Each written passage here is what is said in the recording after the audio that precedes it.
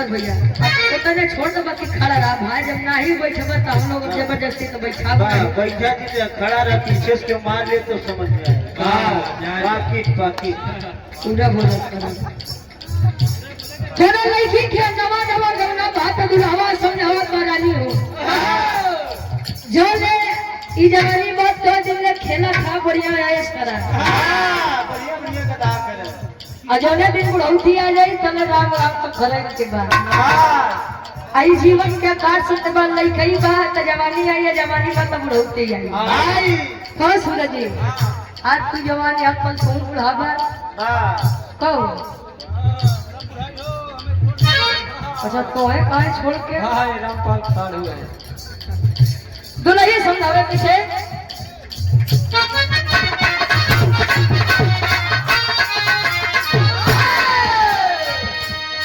नया नया जबले बाटे जवानी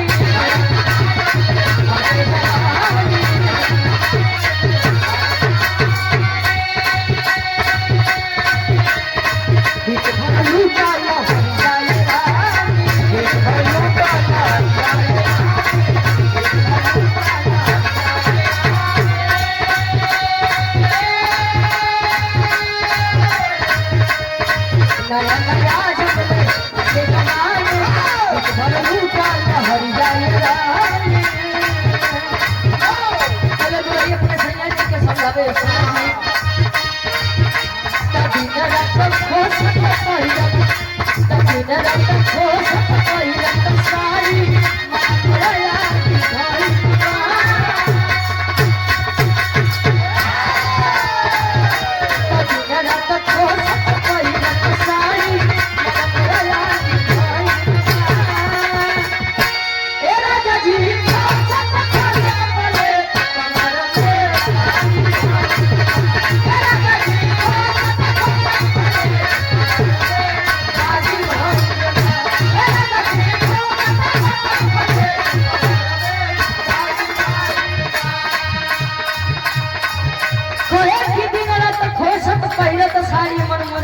ए राजा जी खोसत खोसत पले कमर में धागी गई जो ने दुल्हनी के गवना गर्मी में चली जाओ भाई दुल्हने के ऊपर का बीते मनिए भाई कुल विपदा खैर मनीते भाई समझते दुल्हनी बता किसे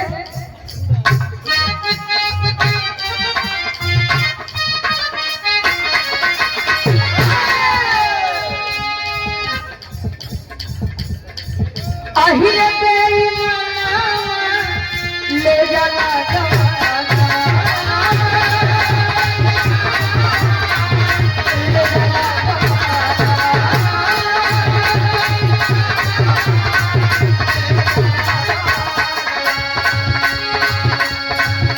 আহিরে बेईमाना ले जाला जमाना झुर झुर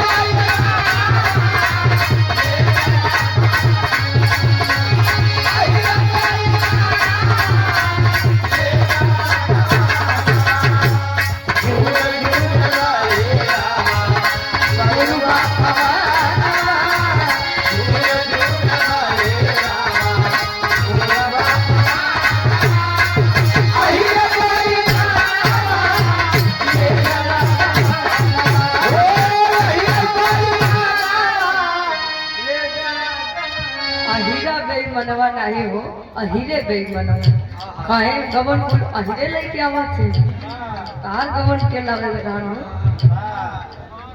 मार गोर हम बाबू लिया अच्छा ये अपना म्यूजिक प्रयागराज सीताराम बिरहा म्यूजिक और राधा म्यूजिक क्लब के डायरेक्टर साहब राजा दशरथ ये हमारे दादा महेंद्र यादव दादा 100 रुपया बहुत बहुत धन्यवाद आशीर्वाद के चारे के लिए अपनी कला में खाना एक लाइन हमसे अभी से अमरीश भाई क्या दे सकते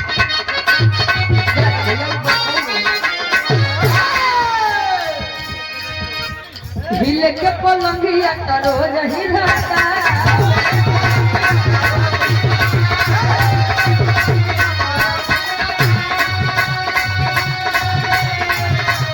बाकी उ भटार में न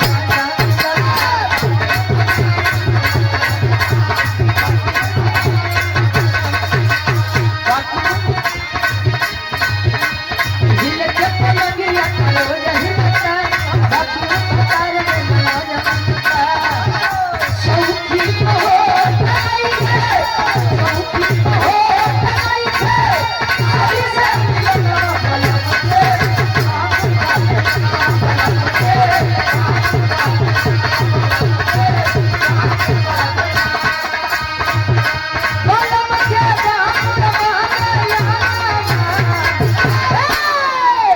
सूरज जी अरे राजा के बाबुल बाबल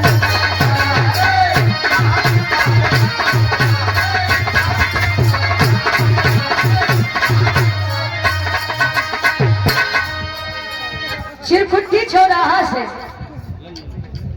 ये गुड हेल्थ इलेक्ट्रो और एक्यूप्रेशर एंड वेलनेस सेंटर प्रत्येक रविवार को अवकाश रहेगा। मिस्टर सत्यम यादव भाई हमारे और अनुराग यादव जी चिरकुट्टी चौराहा प्रतापगढ़ 100 रुपया बहुत बहुत धन्यवाद। राज बहादुर यादव जी बिजली विभाग या गाना पे खुश हो चुके भाई 51 रुपया और लकी लोक गीत के डायरेक्टर साहब हमारे लकी भाई ये पुनः 100 रुपए का सम्मान इगनो खुश हो 100 रुपया हमारे पुरस्कार भैया बहुत बहुत धन्यवाद आशीर्वाद के सारे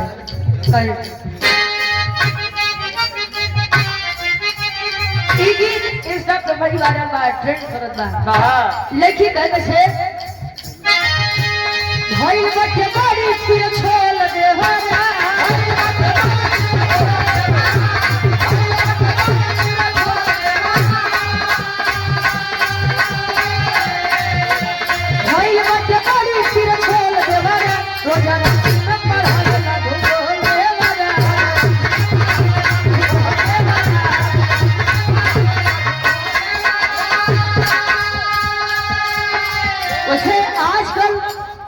भोजपुरी वाले के चक्कर में एक देवर भौजाई के चलते बेचारे कुल देवर भौजाई बदनाम है।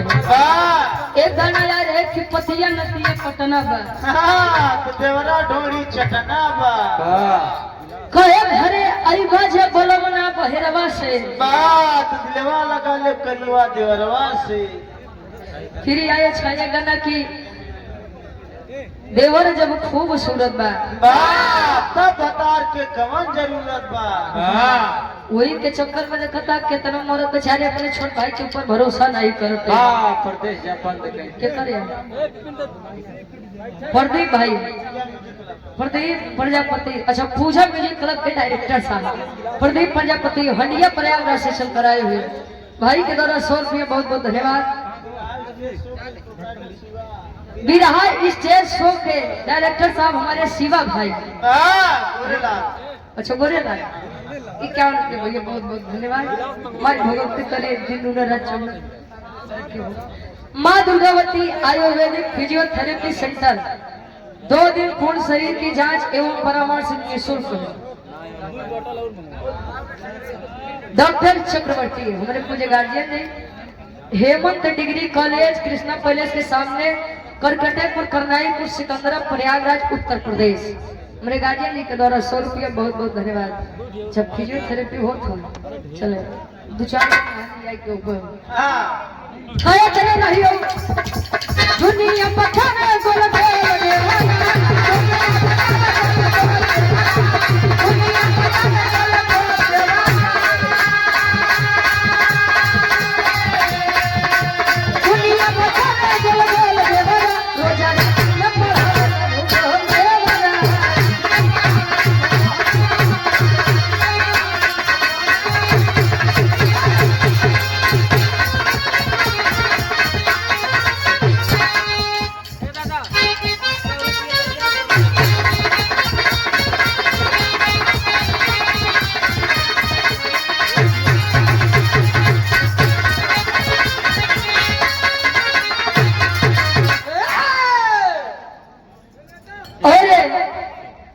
कौन चैनल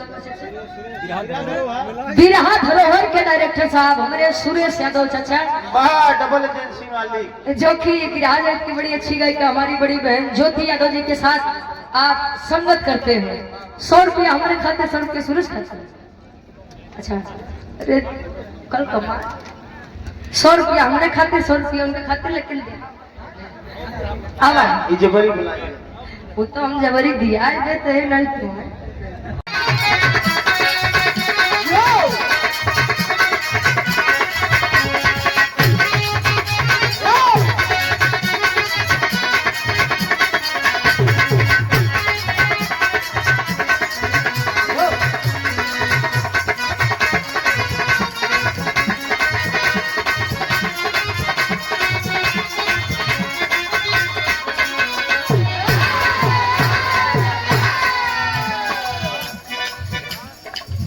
बड़ा प्यारा सम्मान किया गया, स्वागत किया गया हृदय के हमारे गार्जियन जी।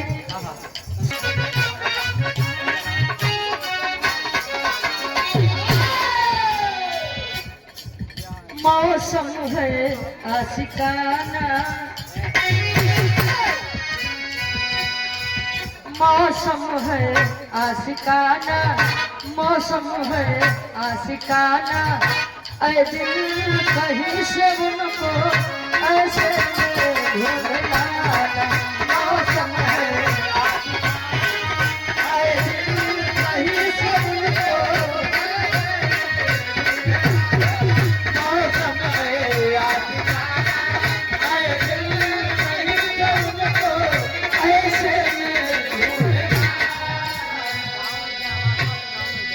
कहे मौसम है आशिकाना, ऐ दिल कहीं से उनको ऐसे न ढूंढ लाना।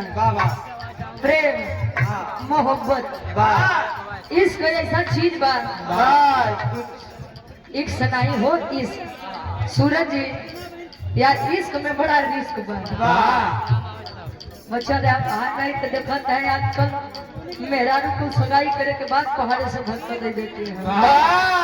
कितना से पहाड़े से हो है, तू आदमी ठीक होता तो नहीं ठीक मिले। और 100 रुपया हमारे मौसी के देवरान है, हमारो मौसी के कौन छोटकी बड़की छोटकी हो फरियाद। 100 रुपया बहुत बहुत धन्यवाद। आशीर्वाद प्रचार के हम अपनी कला में कामयाब रहे। और ये हमारे लकी भाई पत्रकार साहब 100 रुपया बहुत बहुत धन्यवाद। अच्छा, प्रेम कई प्रकार का होता है। कैसे कैसे हो? बाप बेटवा के प्रेम, माई बिटिया के प्रेम, भाई बहन के प्रेम, ससुर पतोहू प्रेम। हाँ हो, जौन ससुर अपने पतोहू का बिटिया के जैसा माने जाला कि वो घर स्वर्ग बा। वो बात सही कहा था, लेकिन आज के समय में आदमियों को अन्यथा ले लेते हैं। को तरह से बढ़िया कभी जी फल में लिखा था, बिटिया दास करें मंच के माध्यम से। कैसे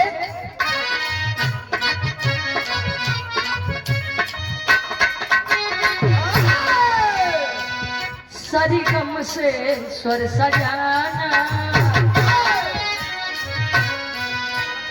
माई हो सरिगम से स्वर सजाना, सरगम से स्वर सजाना, महफिल में आके माता बेटी की लाज बचाना, स्वर सजाना, बेटी की लाज बचाना, सरगम से स्वर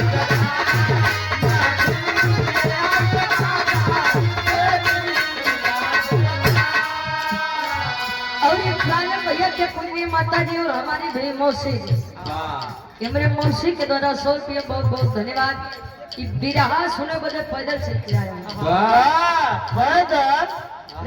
कुछ दूरिया पे बात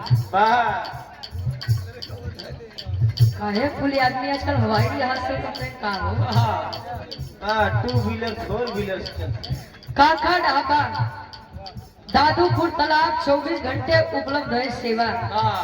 हमारे गार्जियन ने 51 रुपया बाबू बहुत बहुत धन्यवाद माई भगवती करे काम में दिन दूर रात सुंदर तरक्की हो खा चाय वो मिला था अगर फिक्रिया आई है 17-18 आदमी है वो लोग सवेरे मुलाकात हुई और ये जय चिरकुट्टी बाबा सगोड़ा कार्नर चिरकुट्टी चौराहा रानीगंज प्रतापगढ़ हमारे यहाँ किसी भी शुभ अवसर पर ऑर्डर लिया जाता है। पता चिरकुट्टी चौराहा शेखुपुर रोड रानीगंज प्रतापगढ़। प्रोपराइटर हमारे भाई अभिषेक यादव जी। आपके द्वारा 51 रुपया बहुत बहुत धन्यवाद। कहा माने वाली बात मान लेते आदमी पत्थरों में देवी तो खोज लेते हैं नहीं मानते आदमी साक्षात ईश्वर भी दरवाजे पर आ जाए तो उसके बेइज्जती के हटा देते हैं भगा देते हैं। आस्था ही था विश्वास ही था जब प्रयागराज में 144 साल बाद महाकुंभ लगा रहा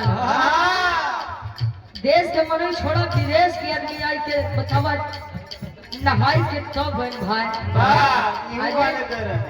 अजय जी नहाए बाजार ना वो अमर अब खाने जो हम कुछ कहता पता है अंतरा के पहले साल में कभी लिखा था किसे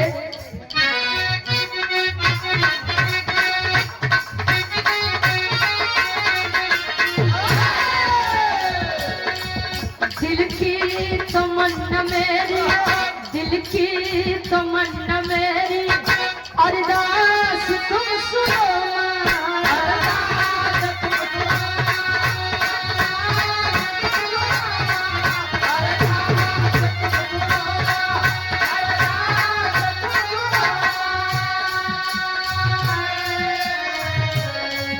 गम का न छाया आए गम का न छाया आए विश्वास तुम भरो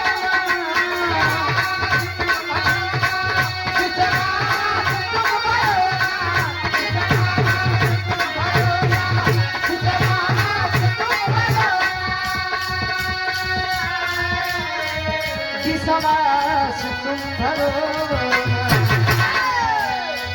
मेरे मन में आसमाना मेरे मन में आसमाना महफिल में जाके माता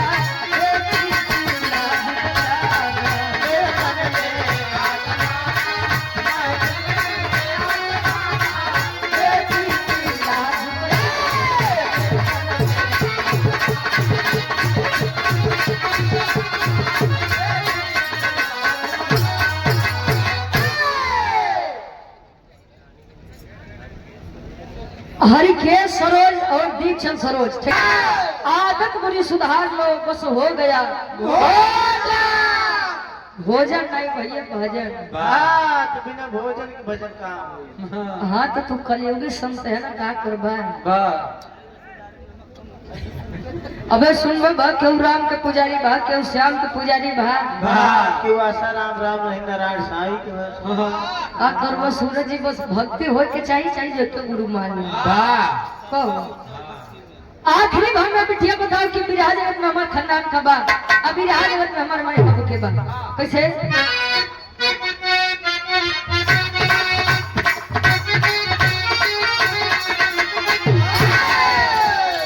गुरु गणेश की कृपा से गुरु गणेश की कृपा से रामलाल छटा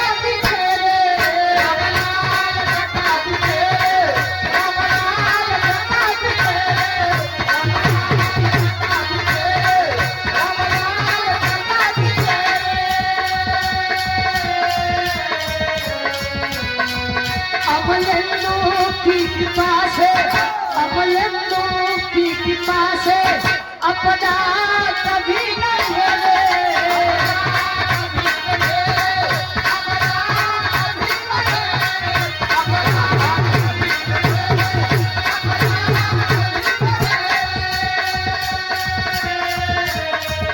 अपना कभी न घेरे अरे रुचि को राह बताना अरे रुचि को राह बताना महफिल में जाके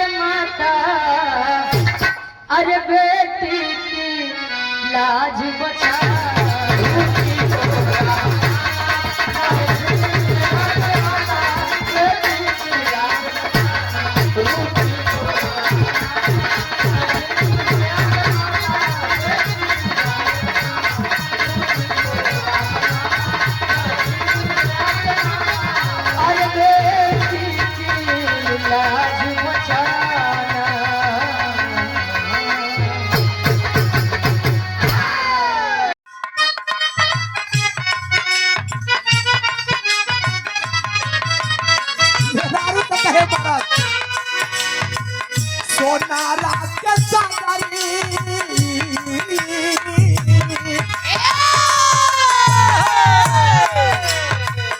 सोना रात के सागरू दुकान ले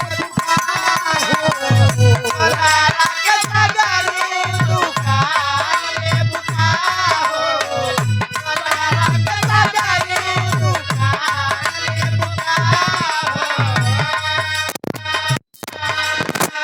सोना रात के सागरू दुकान ले बोला बोला चिराई बोला बोला चिराई बोला बोला चिराई सोना रात के सागरू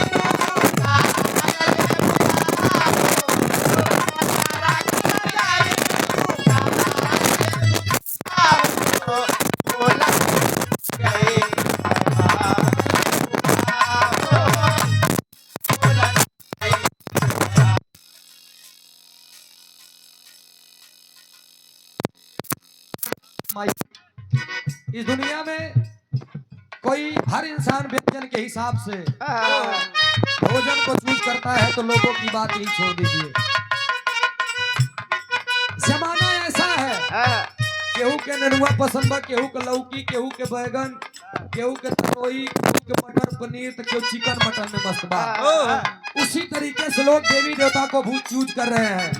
कोई राम का पुजारी है, कोई श्याम का पुजारी है, कोई हनुमान का पुजारी है, कोई आसाराम रामपाल राम रहीम का पुजारी है। वो सब कहानियां धीरे धीरे खत्म होत बा।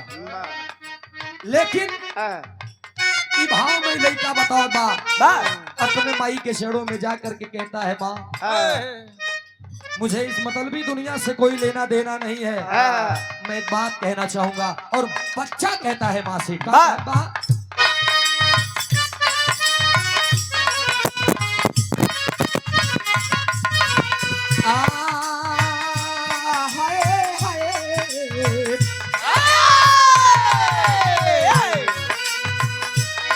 माई हो ताई के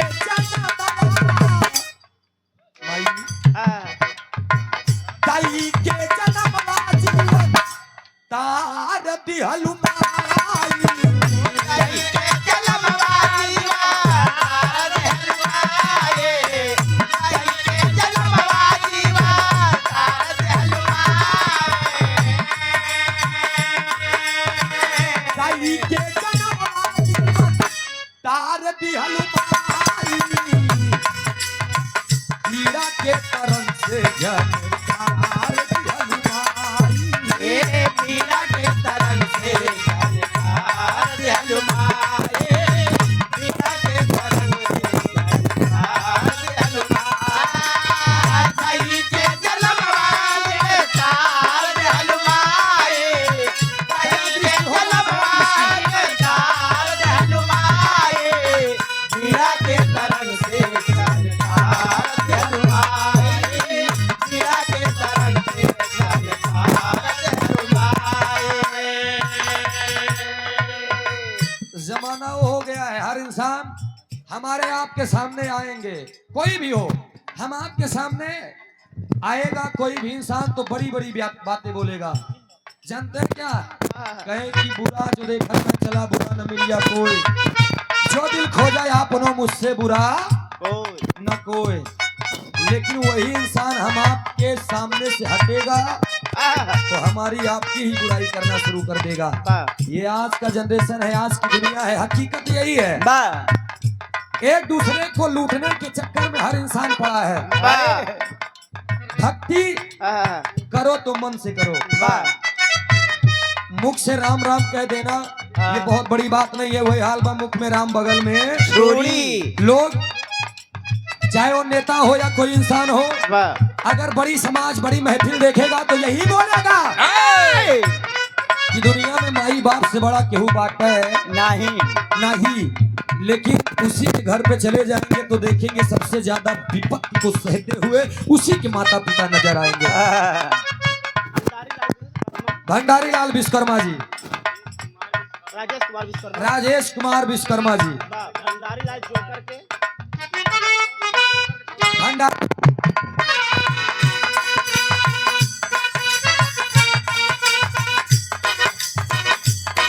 भाई हो भूलल डगरिया के दिहलू इशारा भूलले डगरिया के हेलो इशारा भूलले डगरिया के हेलो इशारा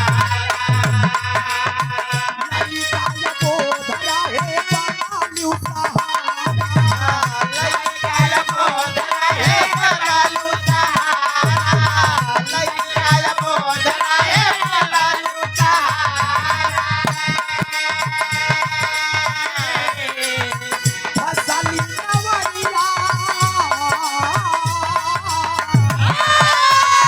अगली नवरिया के किनार देलुमाए अगली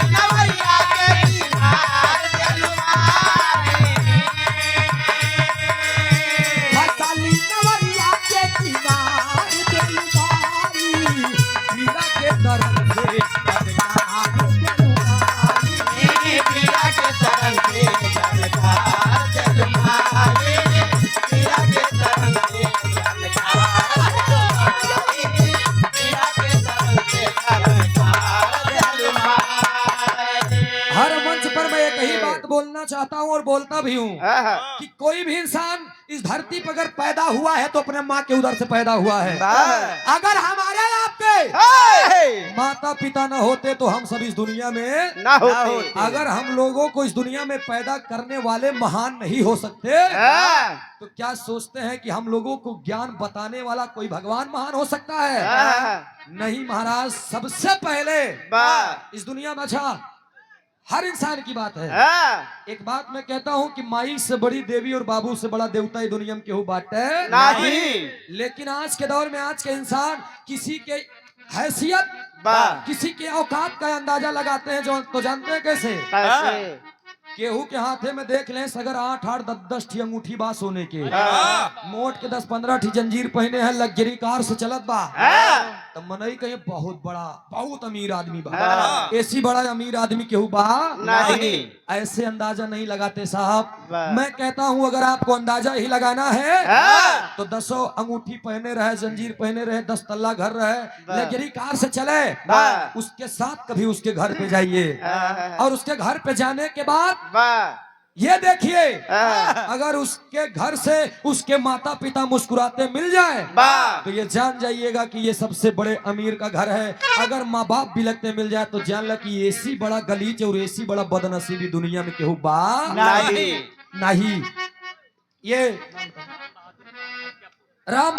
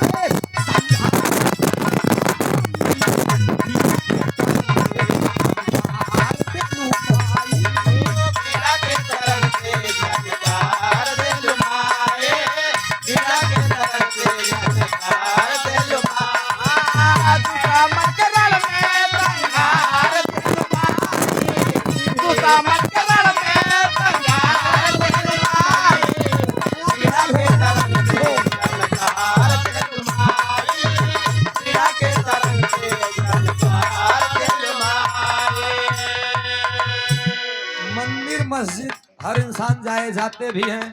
कोनो इंसान दुआरे अगर मंदिर बनवाए बा, पत्थर के मूर्ति बनवाए बा, मंदिर बनवाए बा तो लोग उसे जानते हैं। अगर एक ही कौवा चिड़ई बैठ गया रोते तो 4-6 बाल्टी ले करके खूब अपन रुमाली से साफ करिए, खूब बढ़िया की मंदिर गंदी हो जाए।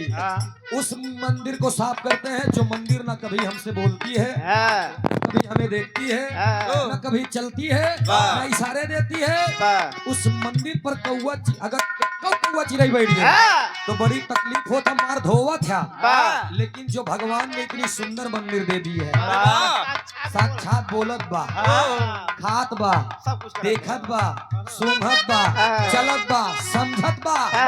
यही मंदिरिया में मुर्गा ठुस ले गया, बकरा ठुस ले गया, कटहर पनीर पहिया वो ठुस ले हैं। इस मंदिर का ध्यान दीजिए साहब, जो सही मंदिर है, बोलत ही है। तन को साफ करने के लिए 75 साबुन बने हैं। क्या बात है। मन को साफ करने के लिए सर्वश्रेष्ठ सोच की जरूरत है। भैया मुन्ना अच्छा तो का ढेर सीख गए। तन को ऊपर से साफ करा चाहे ना करा, परफ्यूम मरबे महकई लागी। लेकिन मन गंधाई टेको परफ्यूम काम न करिए का ध्यान दिया। बहुत बड़ी बात न बोलत। इस दुनिया में ई धरती कितनी बड़ी बा, एक आकलन क्यों नहीं कह सकता। पूरे सरजमी को आप एक कोरा कागज का टुकड़ा मान लीजिए, जमीन पे जितने भी वृक्ष हैं उनको आप कलम मान लीजिए, समंदर को पानी को स्याही मान लीजिए, फिर भी माँ की गाथाओं को लिखेंगे तो ये धरती ये पेड़ और पानी कम पड़ जाएगा। अगले हम लास्ट लाइन में लड़कियां अपने खानदान के परिचय बतावत बा, कौन अखाड़े से ताल्लुकात बा हमार, फिर आ जगह के हमार माई बाप हमें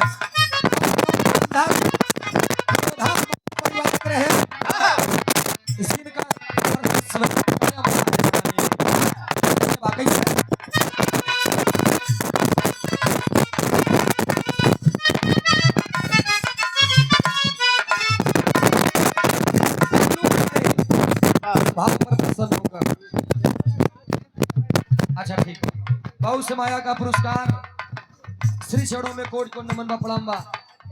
अच्छा हरिकापुर से भैया नमस्ते बा। भैया आप लोग तनी आ गवा जगह खाली बाटे, आप लोग तनी ऐसे बैठ जा। ये आयोजक साहब के हम विनम्र निवेदन बा, तनी आप लोग बैठ जाबा तो मजा आ जाई। परिवार के परिचय में बताओ गए कैसे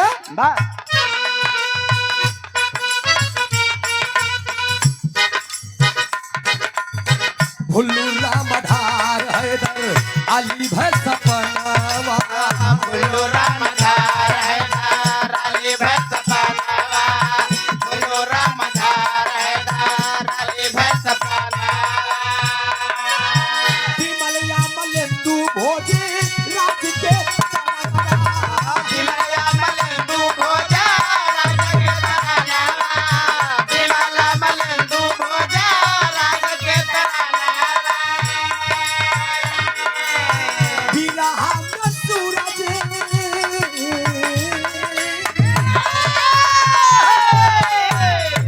अरे बिरहा में सूरज कुमार देलुमाई। बिरहा जगत भी एक परिवार है, इस परिवार को भी आपने सूरज यदुवंशी को सौंप दिया है माँ। अरे बिरहा के सूरज कुमार देलुमाई, पीड़ा के तरंग से झनकार देलुमाई, पीड़ा के तरंग